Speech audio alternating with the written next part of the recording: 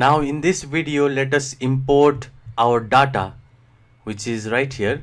If you go to the data folder, you will find a file with the name hotelbookings.csv. So let us import it on our project.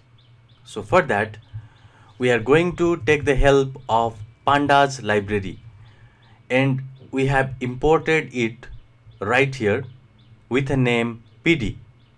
So from Pandas, we can call read CSV function and give the file name, and the file that we want to import in this project is inside data folder, and the file that we want to import is inside the data folder, and the name of file is hotelbookings.csv. So this is our file name and it is inside data folder. If you cross check it, then you will see here is the data folder. Inside data folder we have this file. Now after we import it, let us check the head out of this data frame. So if I run this now, let us press this run, then you will see we got our data imported on our project, and this is the same data that we have seen in our Excel sheet.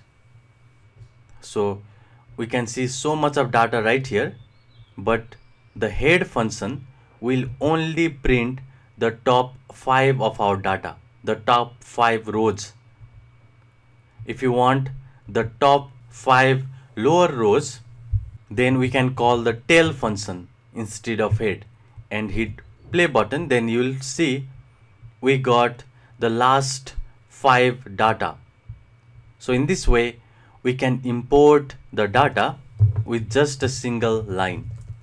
Import the data in the project. So this is all in this video. From next video onward, we will perform a task that is related to data science, which is data cleaning.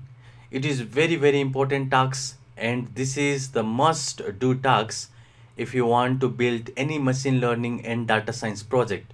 The first step is to import the data. After that, you have to clean the data and make the data in the format that will be usable and can be processed using machine learning algorithm.